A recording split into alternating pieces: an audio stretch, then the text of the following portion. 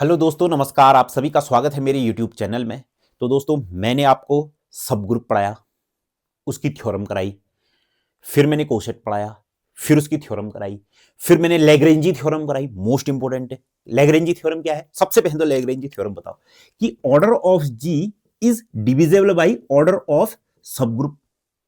Order of group is divisible by order of subgroup. मतलब G का कोई order होगा ना, मान लीजिए एम, मान लीजिए एन है, यह एन विभाजित होगा किससे?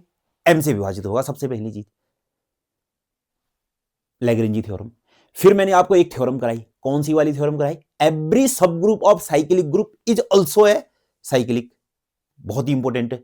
एक थ्योरम अब मैं करा रहा हूं, ये वाली, every group of prime order is cyclic. क्या कह रहा है कि प्राइम ऑर्डर का जो ग्रुप है वो भी क्या कहलाता है? साइक्लिक कहलाता है।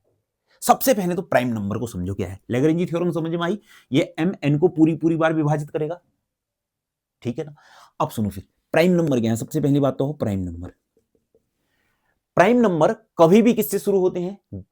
दो से शुरू होते हैं। दो होता है, फिर तीन होता है, फिर पांच होता है, फिर सात होता है, फिर 11 होता है, चलते चलते। और प्राइम नंबर कभी भी, प्राइम नंबर किससे विभाजित होता है? प्राइम नंबर या तो एक से या खुद अपने से। और कहां से शुरू होता है? दो से। दो, तीन, पांच, सात, ये इन्हें प्राइम नंबर को हम क्या बोलते हैं? अभाज्य संख्या। अभाज्य संख्या, ये आपको आता ही होगा। समझ रहे हो नहीं समझ रहे हो इतना? ये दो विभाजित होगा, या तो दो से ही होगा या फिर एक से होगा। तीन या तो तीन से ही होगा या फिर एक से ही होगा।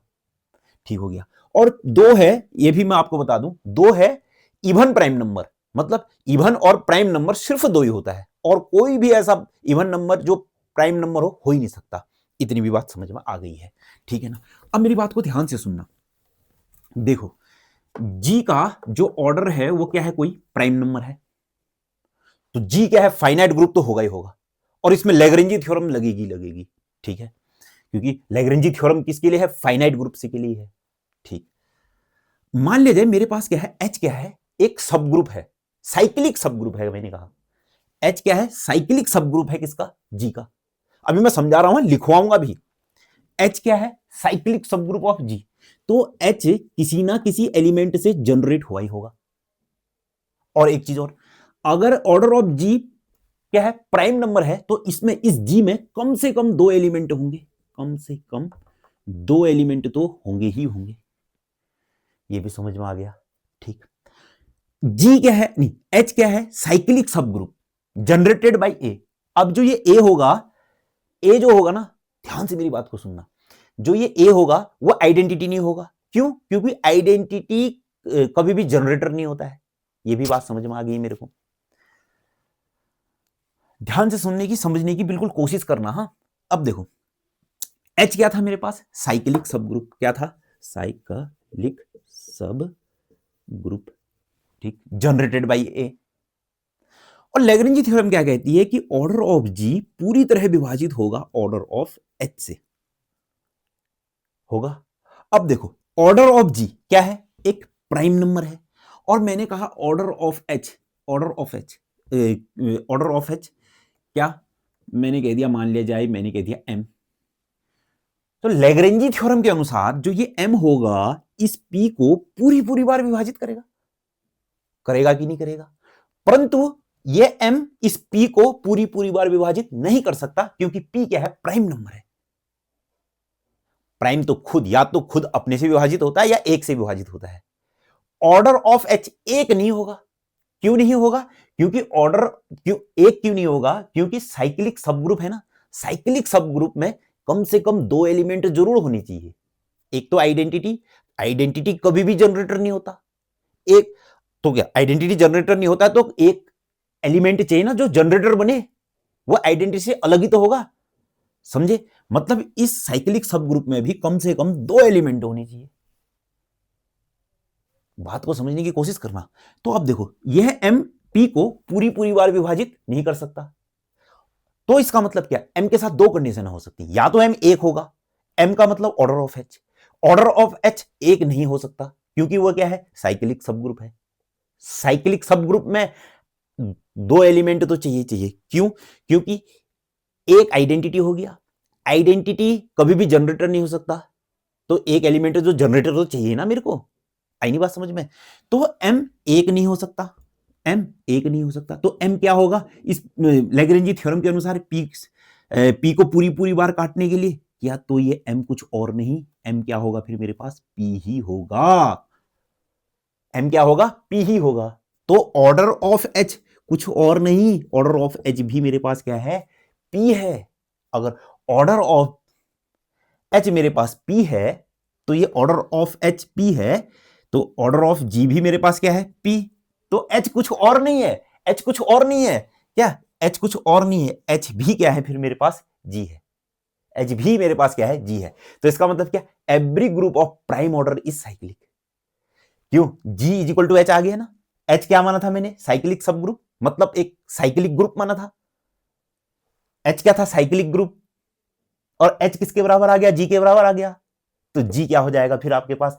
g क्या हो जाएगा? साइक्लिक हो जाएगा कि नहीं हो जाएगा? किस ऑर्डर का?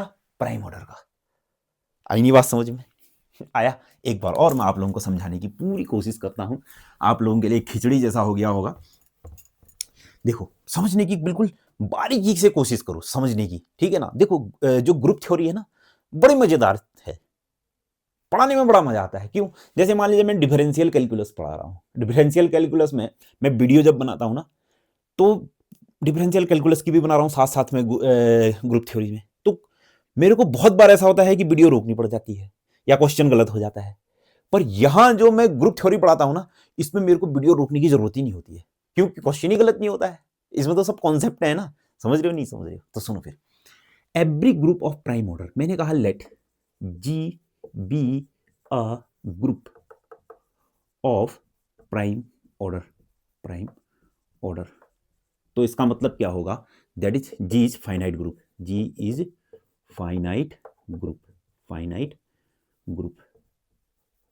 सबसे पहली बात तो ठीक है ना। तो प्रूफ करना है, then proof that, then proof that, proof that, then proof that G cyclic, G is साई, जी इज साइक्लिक। अब सुनो फिर, मुझे प्रूफ करना है जी साइक्लिक है। अब मैंने क्या कहा? माना मैंने एच को एक एच सब ग्रुप है कहा मैंने। एच क्या है? सब ग्रुप ऑफ जी है कहा। कैसा? Cyclic subgroup. मैंने कहा let H be a cyclic subgroup, cyclic subgroup of G. H क्या है? साइक्लिक सब ग्रुप ऑफ जी है। तो इसका मतलब क्या होगा? तो इसका मतलब क्या होगा? एच इज जनरेटेड बाई क्या होगा? ए। मतलब H is generated by a, मतलब H is generated by A.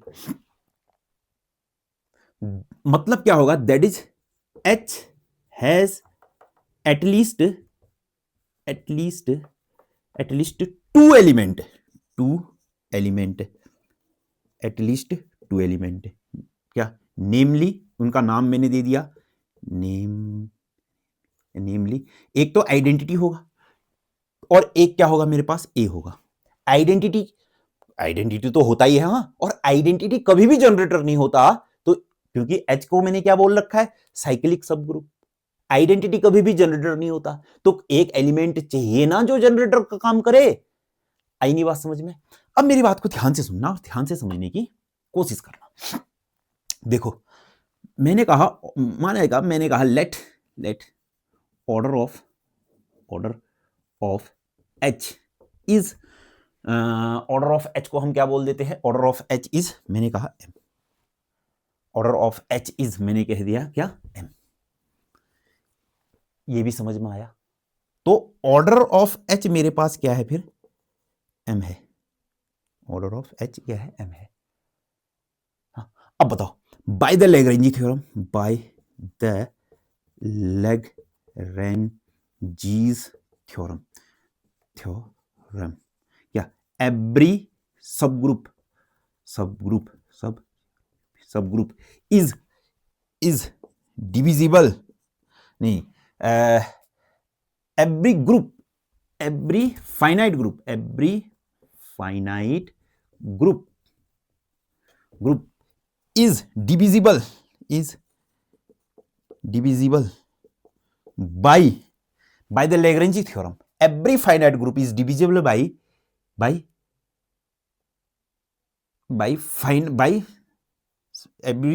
every finite group is divisible by finite subgroup. तो या फिर सब ग्रुप ही लिख दो, सब ग्रुप। इतनी भी बात समझ में आई?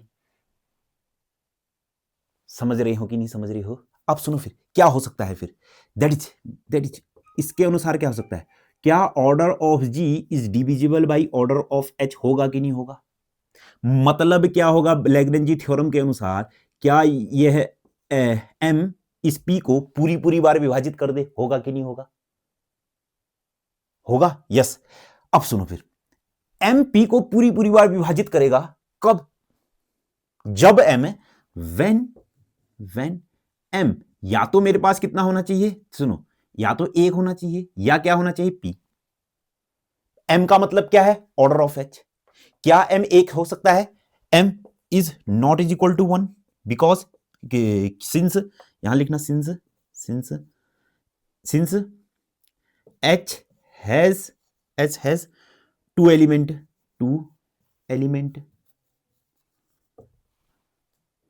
तो इसका मतलब क्या होगा फिर, दैट इज एम जो होगा वो किसके बराबर होगा, पी के बराबर होगा।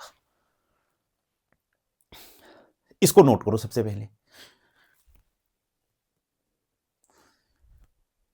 एम किसके बराबर होगा, पी के बराबर होगा कि नहीं होगा? अब सुनो, एम अगर पी के बराबर है, तो इसका मतलब क्या है, इंप्लाइज दैट ऑर्डर ऑफ जी जो होगा वो किसके बराबर होगा, ऑर्डर ऑफ एच के बराबर होगा। मतलब जी में और एच में क्या है, बराबर एलिमेंट है। तो इसका मतलब क्या होगा, तो इंप्लाइज दैट, क्या मतलब होगा, एच किसके इक्वल होगा, मतलब जी किसके इक्वल हो जाएगा, एच के इक्वल हो जाएगा।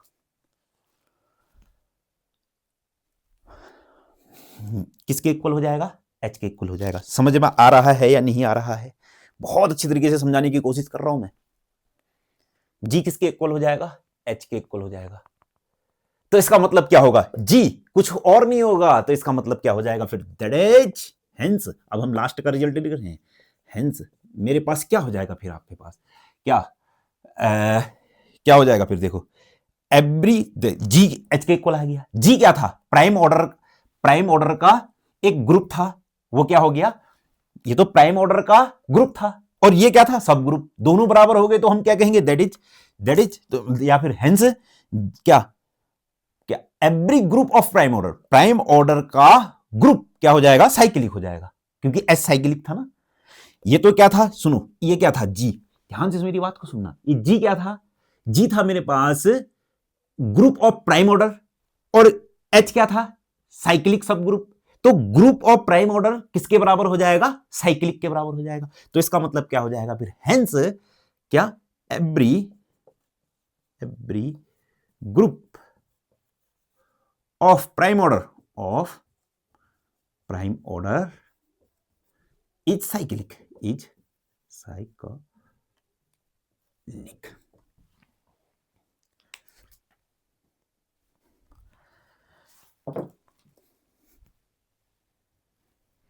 चलो फिर इसको नोट कर लो। देखो मैंने बहुत अच्छी तरीके से आप लोगों को ये थ्योरम भी करा दी, इससे पहले क्या करा था मैंने, every subgroup of cyclic group is cyclic, वो भी करा दिया, लैग्रेंजी थ्योरम भी करा दिया। तो अब नेक्स्ट टॉपिक में पढ़ाऊंगा नॉर्मल सब ग्रुप, ठीक है ना। समझ में आ रहा है तो जरूर कमेंट करो, नहीं समझ में आ रहा है तब भी कमेंट करो, मैं दोबारा से वीडियो बनाऊंगा, ठीक है ना। मिलते हैं फिर आपसे नॉर्मल सब ग्रुप में।